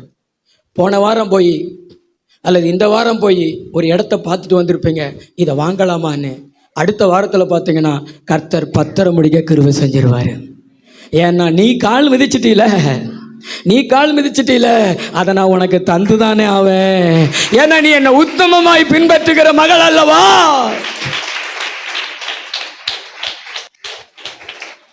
உங்க பிள்ளை கடையில் இருக்கக்கூடிய ஒரு சாக்லேட்டை தொற்றுச்சு, அப்ப அதை வாங்கி கொடுத்துருவீங்களே? அது மாதிரி தான் 12 வேவுக்காரர்கள்ல இந்த காலேப்பும் கூட போனாரு. காலை மிதிச்சுட்டு வந்தாரு. ஆண்டவர் சொல்றாரு, என் பிள்ளை காலேப் என்னை உத்தமமா பின்பற்றின பிள்ளை, கால் மிதித்த தேசத்தை அவனுக்கு நான் திரும்ப தருவேன். பக்கத்து பார்த்து சொல்லுங்க, ஆண்டவர் உங்களுக்கும் தருவாரு. உத்தமமா பின்பற்றுங்க. நீங்க கால் வச்ச இடத்த ஆண்டவர் உதவி செய்வார், வாங்கிறதுக்கு உதவி செய்வார். நேர்மையா அதை சுதந்திரித்து கொள்ள தேவன் கிருபை பாராட்டுவார். உங்களை ஏமாற விட மாட்டார். நல்லா கைத்தட்டி கர்த்தருக்கு ஸ்தோத்திரம் செலுத்துங்க, தேவனை மகிமைப்படுத்துங்க. ஆமென். இந்த உத்தமமா பின்பற்றுதல் என்பது என்ன அப்படிங்கிறத ஆங்கில வேதாகமத்தில் நான் பார்த்தேன். அதை நான் உங்களுக்கு வாசிக்கிறேன். Because he wholly followed the Lord. whole WHOLLY wholesale அப்படி சொல்லுவாங்கல்ல, மொத்த கடை, மொத்த வியாபாரம். ஹோலி வேற, ஹோல் வேற. அதாவது உத்தமமாய் பின்பற்றுறது அப்படின்னா கொஞ்சோண்டு தேவனை பின்பற்றுகிறதல்ல, பாதி தேவனை பின்பற்றுகிறதல்ல, முழு இருதயத்தையும் கொடுத்து தேவனை பின்பற்றுகிறது. எப்படி பின்பற்றுகிறது? எப்படி பின்பற்றுகிறது? முழு இருதயத்தையும் தேவனுக்கு கொடுத்து பின்பற்றுகிறது. வனாந்தரத்தில் இஸ்ரவேல் ஜனங்கள் ஆண்டவர் வழிநடத்தி கொண்டு வரும்பொழுது நிறைய பேர் முழு இருதயத்தோடு அவரை பின்பற்றலை. மனசுக்குள்ளே ஒன்று வச்சுருந்தாங்க, வெளியில் ஒன்று வச்சுருந்தாங்க, குறை பேசினாங்க, குற்றம் சொன்னாங்க, ஆண்டவரை முறுமுறுத்தாங்க. ஆனால் காலேப் அப்படி இல்லை. ஒரு முறை கூட அவருடைய வாயிலிருந்து கர்த்தருக்கு எதிராக அவர் பேசினதே இல்லை. அவருடைய சிந்தனையில் என்ன இருந்துச்சு தெரியுமா? நான் சொல்றது நல்ல கவனிங்க. அவருடைய சிந்தனையில் என்ன இருந்துச்சு தெரியுமா? இன்னைக்கு இருக்கிற இளைஞர்களுக்கு, இன்னைக்கு இருக்கிற வாலிப பிள்ளைகளுக்கு அந்த மனநிலை இருக்கணும். கர்த்தர் என்னை அழைத்தவர், உண்மையுள்ளவர், கண்டிப்பா அந்த பாலும் தேனும் ஓடுகிற கானான் தேசத்துக்குள்ள என்னை கொண்டு போய் சேப்பார்னு சொல்லிட்டு வேற எதுக்குமே அவர் இடம் கொடுக்கல. பாளையத்துக்குள்ள எத்தனையோ பிரச்சனைகள் நடந்துச்சு, ஆனால் அதுக்கெல்லாம் அவர் இடம் கொடுக்கல. அவருடைய சிந்தனையில் இருந்தது என்ன அப்படின்னா, என் தேவன் உண்மை உள்ள தேவன், என் தேவன் நல்ல தேவன், என் தேவன் என்னை அழைத்த தேவன், கண்டிப்பாக என்னை ஆசீர்வாதத்துக்குள்ளே நடத்துவார்னு விசுவாசத்தோடு அவரை பின்பற்றினார். நீங்களும் ஆண்டவரை விசுவாசத்தோடு பின்பற்றுங்க. பக்கத்துங்களை பார்த்து சொல்லுங்களேன், ஆண்டவரை சந்தேகப்படாம, முறுமுறுக்காம, முழுமையா பின்பற்றுங்க. கடைசி வரைக்கும் பின்பற்றுங்க. நிறைய பேர் பாதியில் போயிடுறாங்க ஆண்டவரை விட்டு. அப்படித்தானே பிரதர்? பின்மாற்றத்துக்குள்ளே போயிடுறாங்க. நிறைய பேர் பாதியில் போயிடுறாங்க. கொஞ்சம் காசு பணம் வந்த உடனே ஆண்டவரை விட்டுடுறாங்க. அதன் மேலே நம்பிக்கை வச்சிடுறாங்க. ஒன்றுமில்லாமல் இருக்கும் பொழுது ஆண்டவர்கிட்ட ஓடோடி வந்த மக்கள் கொஞ்சம் காசு வந்த உடனே, காசுகள் கையில் புழங்கின உடனே ஆண்டவருக்கு டாட்டா சொல்லிடுறாங்க நிறைய சகோதரர்கள். அதனால தான் தேவன் இன்னும் உங்களை ஆசீர்வதிக்க விரும்புகிறது இல்லை. ஆண்டவர் இன்னும் உங்களை தேவன் ஆசீர்வதிக்கணும் அப்படின்னா, நீங்க எவ்வளவு உயர்ந்தாலும், எவ்வளவு தாழ்ந்தாலும், எந்த நிலையில இருந்தாலும் கர்த்தரை முறுமுறுக்காம விசுவாசிங்க. கர்த்தர் மேல நம்பிக்கையை வைங்க. ஹல்லேலூயா. சாலமோன் ஞானி அவங்க அப்பாவிட்ட ஒரு வார்த்தையை பெறாரு. வாசித்து பாருங்களேன். 1 நாளாகமோ 29:19.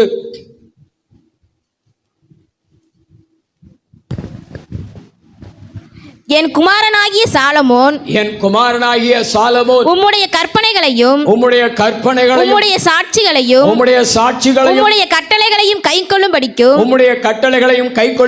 இவைகள் எல்லாவற்றையும் செய்து நான் ஆயத்தம் பண்ணின இந்த அரண்மனையை கட்டும்படிக்கும் அவனுக்கு உத்தம இருதயத்தை தந்தருளும் என்றான். உத்தம இருதயத்தை தந்தருளும் என்றார். ஆண்டவர்கிட்ட தாவீது ஜெபம் பண்ணி சாலமோனுக்கு வார்த்தை வருது, என்னுடைய மகனுக்கு உத்தம இருதயத்தை தந்தருளும். உத்தம இருதயம்னா என்னன்னு சொல்றாரு?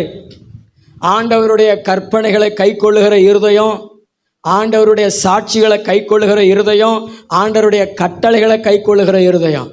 வேதத்தில் 3 வகையா வார்த்தைகள் சொல்லப்பட்டிருக்கிறது. கற்பனைகள், மோசேயின் கரங்களில் தேவன் எழுத சொல்லி கொடுத்த 10 கட்டளைகளை கற்பனைகள் என்று சொல்லுவார்கள். சாட்சிகள், ஆபிரகாமினுடைய வாழ்க்கை, ஈசாக்கினுடைய வாழ்க்கை, எலியாவினுடைய வாழ்க்கை, இப்படி பரிசுத்தவான்களுடைய வாழ்க்கையை தேவன் வேதாகமத்தில் சாட்சியாக வச்சிருக்கிறாரு நம்ம கடைப்பிடிக்கும்படியாக. இதையும் நம்ம கை கொள்ளணும். எதையும் கை கொள்ளணும்? ஆண்டவர் சாட்சியாக வாழ வைத்திருக்கிற மக்களுடைய வாழ்க்கையை நம்ம ஃபாலோ பண்ணணும். எஸ்தர் ஒரு சாட்சி, அன்னாள் ஒரு சாட்சி.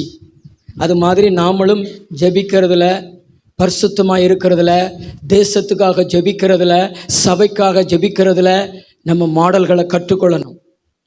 இதெல்லாம் கற்றுக்கொண்டு வாழ்ந்தீங்கன்னா அதான் உத்தம இருதயம். நான் சொல்றது புரியுதா? எத்தனை பேருக்கு புரிகிறது? இந்த உலகத்தில் வேற எதோ தான் ஃபாலோ பண்ணிக்கிட்டு இருக்காங்க மக்கள். ஒருத்தன் பாவடையை கட்டிட்டு வந்தா அடுத்த பாவடை கட்டிட்டு வந்துடுறானுங்க. யாரும் கெட்டலை, அதனால தான் கட்டிட்டு வரல. அல்லேலூயா. வருங்காலங்களில் அது நடக்கும் பாரு. வர காலங்களில் நடக்கும் பாருங்களேன். ஒரு நடிகர் பாவடையை கட்டி ஒரு டான்ஸ் ஆடுவார். அடுத்து பார்த்தீங்கன்னா எல்லா சர்ச்சில் பாவடையை கட்டி டான்ஸ் ஆடுவார். அல்லேலூயா. உலகத்தை பின்பற்றுகிற நீ சாட்சிகளை பின்பற்று மகளே. ஆமென். யோசேப்பு மாதிரி அந்த சாட்சிகளை பின்பற்றுங்க. அடுத்து பார்த்தீங்கன்னா கட்டளைகள், அதாவது அதை செஞ்சு தான் ஆகணும். ஞானஸ்நானம் எடுக்கிறது, தசம பாகம் கொடுக்கறது, ஜெபம் பண்ணுறது, பரிசுத்தமாக வாழ்கிறது, இதெல்லாம் கட்டளைகள். இதுவும் வேதத்தில் சொல்லப்பட்டிருக்கு. இதெல்லாம் நீங்கள் கை கொண்டீங்கன்னா அந்த இருதயம் என்ன இருதயம்? உத்தம இருதயம். ஆனால் இன்னைக்கு அறகுறை இருதயத்தோடு தான். எலியா தீர்க்கதரிசி சொன்னது மாதிரி, ஏன் 2 நினைவுகளினாலே குந்தி குந்தி நடக்கிறீர்கள்? கர்த்தர் தெய்வமானால் கர்த்தரை பின்பற்றுங்கள், பாகால் தெய்வமானால் பாகாலை பின்பற்றுங்கள் என்று சொல்லுகிற நிலைக்குத்தான் மக்கள் காணப்படுறாங்க. பார்த்தீங்கன்னா நல்லா இருக்கும் பொழுது அவங்களுடைய விசுவாசத்தில் மாற்றம் ஏற்படுகிறத நம்ம பார்க்க முடியாது. ஆனால் ஒரு பிரச்சனை வந்துருச்சுன்னு வச்சுங்களேன், ஒரு செயின் காணாமல் போயிடுச்சுன்னு வச்சுங்களேன், அப்படியே அவங்க பதறுவாங்க. சரி ஜெபம் பண்ணுவோம், ஏசப்பா காண்பித்து கொடுப்பார் அப்படிலாம் நினைக்க மாட்டாங்க. அவங்க மனசெல்லாம் போகும். யாராவது காதில் சொல்லுவாங்க, இந்த அங்கே போனீங்கன்னா வெத்தலையில் மை வச்சு பார்ப்பாங்க, செயினை யார் திருடிட்டு போனாங்களோ அதை பார்த்துடலாம், கண்டுபிடிச்சிடலாம் அப்படின்னு. அப்படின்னா நம்ம ஊரில் எதுக்குங்க போலீஸ் ஸ்டேஷன்? நான் சொல்லுது புரியுதா? வெத்தலையையும் மையையும் பெருக்கினா போதுமே, அங்கங்கே மூளையில் வெத்தலையை வச்சு தடவிக்கிட்டே இருந்தா திருட எங்கே இருக்கான்னு கண்டுபிடிச்சிடலாம்ல. முட்டாள் உலகம். அது மாதிரி தான் இன்னைக்கு தேவ பிள்ளைகளையும் முட்டாள்தனத்தில் பிசாசு நடத்துகிறான். ஆவியானவர் நம்மளை பார்த்து சொல்கிறாரு, அதெல்லாம் பிசாசு ஜனங்களை ஏமாத்துகிற வஞ்சிக்கிற வழியை இந்த பூமியில் வச்சிருக்கிறான். மையெல்லாம் பொய், இயேசுதான் மெய். கைத்தட்டி வர மாட்டேங்குதா? நிறைய மை கோஷ்டிகள் நிறையா இருக்குதா சிஸ்டர்? மை கோஷ்டிகள் நிறையா இருக்குதா? பக்கத்தில் பார்த்து சொல்லுங்களேன். மை கோஷ்டிகள், சகோதரர்கள் மை கோஷ்டிகள் நிறையா இருக்குதா? அதெல்லாம் பொய் கோஷ்டிகள். பக்கத்தில் உங்களை பார்த்து சொல்லுங்களேன், sister my, are you my? நீங்கள் எங்கே இருக்க வேண்டிய இடம் இல்லை.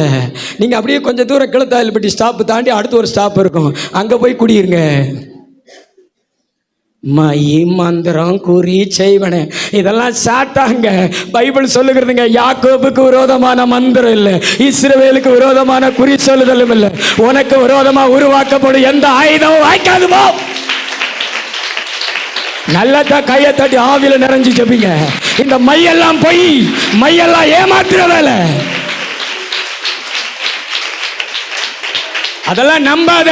உனக்கு நல்ல தேசம் கிடைக்காது. நல்ல தேசத்தை நீ இழந்து போயிருவ. நல்ல ஒரு எதிர்காலத்தை இழந்து போயிருவ. நல்ல ஒரு வாழ்க்கையை இழந்து போயிருவ. கர்த்தரை நம்பு. காலேப்பு மாதிரி கர்த்தரை நம்பு. நீ கால் மிதித்த தேசத்தை நீ பத்திரம் முடிக்க தேவன் உனக்கு கிருபை செய்வாரு. நம்பிக்கை இருந்துச்சுன்னா தலைக்கு மேல கை தட்டி, ஓ கர்த்தருடைய ஆவியானவர் உன்கிட்ட தான் பேசுறாரு. நீ இன்டர்வியூக்கு போயிட்டு வந்த அதே வேலை உனக்கு கிடைக்கும். நீ கால் மிதித்த தேசம் உனக்கு கர்த்தர் கொடுப்பாரு. நீ காலே பார்ந்தேனா, நீ உத்தமனா இருந்தேனா, உன் இருதயம் உத்தமமா இருந்துச்சுன்னா, கற்பனைகளை கைக்கொள், கட்டளைகளை கைக்கொள், சாட்சிகளை கைக்கொள், தசம பாகத்துல எல்லாம் உண்மையா இருங்க. அது கட்டளை. பக்கத்துங்களை பார்த்து சொல்லுங்க, அது மனுஷனுக்காக நீங்க கொடுக்கல, அது கட்டளை. அது கட்டளை. அதை கட்டித்தான் ஆகணும். கட்டி பாருங்களேன். ஆண்டவர் ஆசீர்வாதத்தை கொட்டி பார்ப்பாரு. நீங்கள் தட்டி தட்டி எடுத்துக்கிருவீங்க. கரங்களை தட்டி ஆண்டவருக்கு நன்றி சொல்லுங்க. ஹல்லேலூயா. நல்ல 2 கைகளை தட்டி. அடுத்து பார்த்தீங்கன்னா உபாகமம் 1:38. உனக்கு முன்பாக நிற்கிற நூனின் குமாரனாகிய யோசுவா அதில் பிரவேசிப்பான்.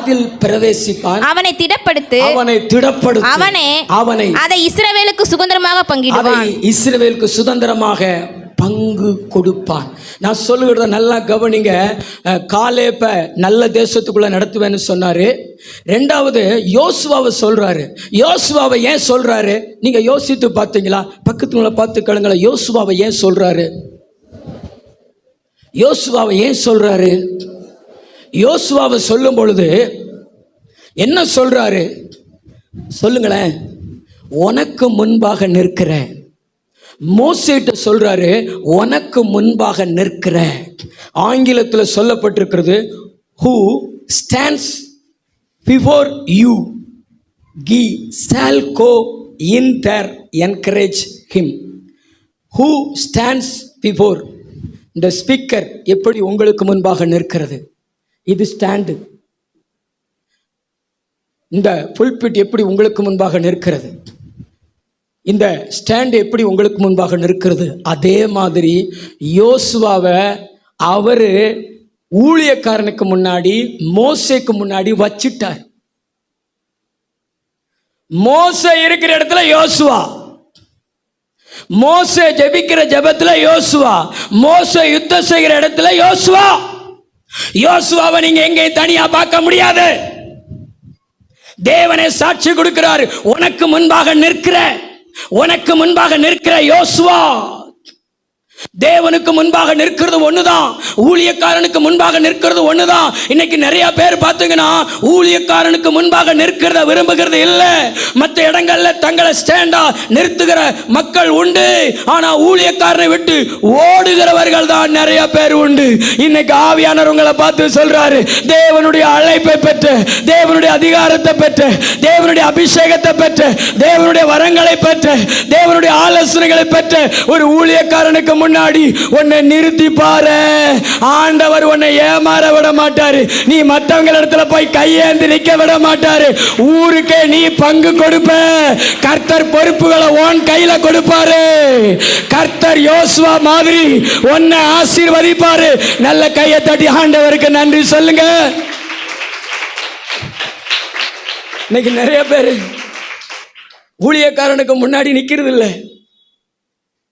சனிக்கிழமை வந்து ஏதாவது ஆலயத்தில் நாளைக்கு ஆராதனைக்கு ஏதாவது வேலை செய்வோம் அப்படிங்கிறதெல்லாம் கிடையாது.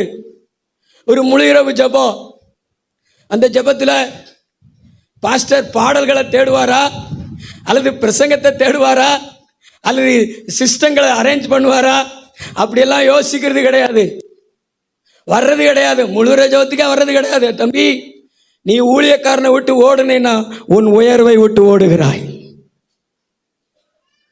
ஆனா ஊழியக்காரனுக்கு முன்னாடி பாஸ்டர் ஏதாவது வேலை செய்யணுமா, ஏதாவது கடைக்கு போகணுமா அப்படின்னு சொல்லிட்டு இந்த ஊழியக்காரனுக்கு முன்னாடி வந்து நின்று பாரு. கர்த்தர் உன்னை ஆசீர்வாதத்தை மற்றவங்களுக்கு கொடுக்கிறவனா மாத்திடுவாரு. ஆசீர்வாதத்துக்காக கையேந்திர மகனா நிக்க வைக்க மாட்டாரு. இந்த யோசுவாவை விட எத்தனையோ மூப்பர்கள் இருந்தாங்க. யோசுவாவை விட எத்தனையோ அறிவாளிகள் இருந்தாங்க. ஆனா அவங்க பேரெல்லாம் சொல்லல ஆண்டவர். ஆனா யோசுவா, உனக்கு முன்பாக நிற்கிற யோசுவா. பக்கத்துல பார்த்து சொல்லுங்களேன், நீங்களும் யோசுவாவா இருங்க. எல்லா ஜெபங்களை வளர்ந்து கலந்து கொண்டு யாருமே வரலனாலும் நீங்க பாஸ்டரு ஒரு 3 பேர் ஜெபிக்கிற ஜெபமா இருந்தாலும் நீங்க அப்படி நிறுத்தி பாருங்களேன். ஆண்டவர் உங்களை கையேந்திரவங்களா வைக்க மாட்டாரு. பங்கு கொடுக்கிறவங்களா கர்த்தர் நடத்துவாரு. கையை தட்டி அல்லேலூயா சொல்லுங்களேன். ஆண்டவரை மகிமைப்படுத்துங்களேன். நீங்க ஜெபம் பண்ணி மக்களுக்கு பேயிலிருந்து விடுதலை கிடைக்கும். நீங்கள் ஜெபம் பண்ணி மக்களுக்கு நோய் சுகமாகும். நீங்கள் ஜெபம் பண்ணுவீங்க, அற்புதங்கள் நடக்கும், வேலை கிடைக்கும். நீங்கள் அநேகருக்கு ஆசீர்வாதத்தை பங்கு கொடுப்பீங்க, பங்கிட்டு கொடுப்பீங்க. இந்தா வேலை வாங்கிக்கோ, இந்தா குழந்தை வாங்கிக்கோ, இந்தா ஆசீர்வாதத்தை வாங்கிக்கோ, இந்தா தொழிலதிபராக மாறு. ஹல்லேலூயா. 15 வருஷம் 7 வருஷம் இப்படியெல்லாம் ஜெபிச்சு கர்த்தர் கற்பத்தின் கனியை கொடுத்துருக்கிறாரு. எத்தனையோ செய்வனை கட்டுகளை கர்த்தர் உடைச்சு நொறுக்கி இருக்கிறாரு. ஓ, கர்த்தர் உன்னை யோசுவாவா பயன்படுத்த விரும்புகிறார். பக்கத்துவங்களை பார்த்து சொல்லுங்களா, ஓடாத, தடப்படுத்தாத. உன் நண்பர்கள் கூட உருண்டு பிறண்டு கிடக்கிற, உன் சிநேகிதர்கள் கூட 2 பேர் ஒன்று தானோ, உன் உறவினர்கள் கூட ஒன்றா நடக்கிற, இதில் யாரை மட்டும் ஒதுக்குற? பாஸ்டரை மட்டும் ஒதுக்குற. நீ பாஸ்டரை ஒதுக்கினேன்னா நீ பங்கு கொடுக்க முடியாது. அல்லேலூயா. பாஸ்டரை மனுஷனா பார்க்காத, தேவனுடைய அழைப்பு பெற்றவர், தேவனுடைய நம்பிக்கைக்குரியவர், தேவனுடைய சிநேகிதன் என்று பார். ஏன்னா உன் ரகசியங்களை கர்த்தர் என்கிட்ட தான் சொல்லுவார். பக்கத்தில் பார்த்து சொல்லுங்களேன், உன் ரகசியங்களை கர்த்தர் ஊழியக்காரன் தான் சொல்லுவார். உனக்கான வார்த்தைகளை ஊழியக்காரன் தான் கொடுப்பார். அதனால் ஓடாதீங்க. உங்கள் பிள்ளைகளை பாஸ்டர் இடத்துல அனுப்புறதுக்கு பயப்படாதீங்க. நீங்களாம் வாலண்டரியாக அனுப்பி வைங்க. இந்த தம்பியெல்லாம் நான் கூப்பிடுவேன். மெத்தா, இந்த பையங்க இங்கே விளாண்டுக்கிட்டு இருப்பானுங்க, என்னை பார்த்தோன்னே மறைவாங்க. கண்ணில் தென்பட்டாங்கன்னா, சஞ்சய், முனிசாமி, உங்கள் பண்ணி இங்கிட்டு கொஞ்சம் நெருங்கி வருதுப்பா, அங்கிட்டு தள்ளு. கூப்பிட்டோடனே வந்துடுவானுங்க. வந்தோடனே கீபோர்டு பழக சொல்லுவேன், இந்த சைக்கிளை காற்றடிச்சு வர சொல்லுவேன். வேலை செய்வானுங்க. ஆனால் கூப்பிட்டா தான் வருவானுங்க, பக்கத்தில் தான் இருப்பாங்க. ஆனால் இங்கே வந்து விட்டுறணும், சாமுவில் விட்டது மாதிரி.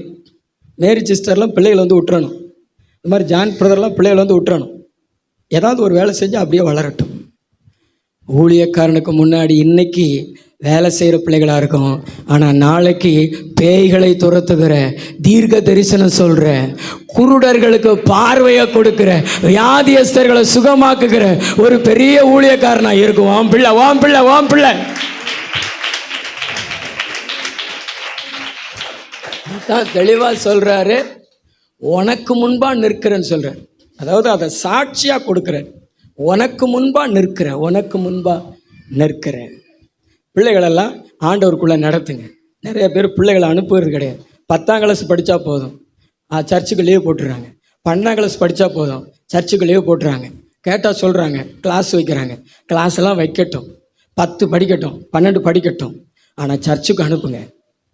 கர்த்தரை விட்டுருச்சுன்னா அந்த படிப்பு அவங்களுக்கு எப்படி எதிர்காலத்துக்கு பிரயோஜனமாக இருக்கும்? ஆமென். கர்த்தர் இல்லாத ஒன்று நமக்கு பிரயோஜனப்படாது. கர்த்தருக்குள்ள எல்லாத்தையும் பிரயோஜனப்படுத்துவார் கர்த்தர். ஆமென். உபாகமம் 1:39 மட்டும் வாசிச்சிருங்க. கொள்ளையாவார்கள் என்று. பின்னாடி உள்ளவங்க குழந்தைகளை கவனிக்காதீங்க, நான் சொல்லுகிறத கவனமாய் கேளுங்க.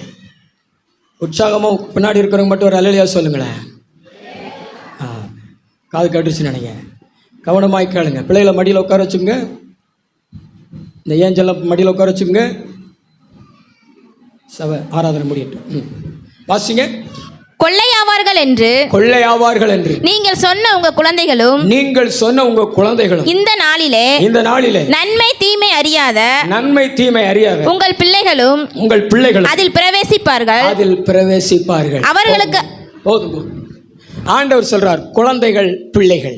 சொல்லுங்களேன் பக்கத்துல உங்களை பார்த்து, குழந்தைகள் பிள்ளைகள். சத்தமா சொல்லுங்களேன், குழந்தைகள் பிள்ளைகள். இவங்களை குறித்து வேதம் என்ன சொல்லுகிறதுனா, நன்மை தீமை தெரியாது. இவங்களை குறித்து வேதம் என்ன சொல்லுகிறது? நன்மை தீமை தெரியாது. இந்த பிள்ளைகளை வந்து நான் ஏதாவது சொல்லிட்டோம்னா முக்காடு சரியில்லாமா அப்படின்னு சொல்லிட்டோம்னா அழுதுகிட்டு போயிடும். அல்லது முக்காடு ரொம்ப பக்காவாக இருக்குன்னா உடனே சந்தோஷப்படும். இதுகளுக்கு நன்மை தீமை எதுன்னு தெரியுது. ஆனால் ஒரு சின்ன குழந்தை, கழுகுமலையில் ஒரு பையன், ஒரு சின்ன பையன், அவன் மண்டையில் ஒரு குடுமி வச்சுருந்தான். அந்த குடுமி நல்லா இருக்கு அப்படின்னு அவன் என்னை திரும்பியே பார்க்கல, விளாண்டுக்கிட்டு இருந்தான். ரெண்டாவது, அந்த சாம் ஐசக்கினுடைய குடும்பி சரியில்லை அப்படின்னு அதுக்கு பிறகு அவன் திரும்பி பார்க்கல. ஏன்? அவனுக்கு நன்மை எதுன்னு தெரியாது, தீமை எதுன்னு தெரியாது. ஆனால் இன்னைக்கு அப்படிப்பட்ட இருதயம் கொண்ட மக்கள் சபையில் இல்லை. தீர்ப்பிடுகிறவர்களாக தான் இருக்கிறாங்க, தீர்ப்பிடுகிறவர்களாக இருக்கிறாங்க. அதாவது நன்மை எது தீமை எது என்று அறிந்தவர்களாக இருக்கிறாங்க. ஆண்டவர் உங்களை பார்த்து சொல்கிறாரு, நீங்கள் குழந்தைகளாக மாறுங்க. உங்களுடைய இருதயம் ஒரு குழந்தையின் இருதயத்தை போல மாறட்டும். என்ன சொன்னாலும் அப்படியே இருங்க. பக்கத்தில் பார்த்து, யார் என்ன சொன்னாலும் ரோசம், கோபம், பெருமை இதெல்லாம் வராமல், அதெல்லாம் கண்டுக்கிறாம நீங்கள் இருந்தீங்கன்னா அதுதான் குழந்தை இருதயம். அதே மாதிரி சபையிலையும் தேவனை குறித்த காரியத்திலையும் நீங்கள் குழந்தை மாதிரி இருந்தீங்கன்னா ஆண்டவர் உங்களுக்கு முன்னாடி நல்ல தேசத்தை வச்சு நல்ல தேசத்துக்குள்ள உங்களை கொண்டு போய் நடத்திடுவார்.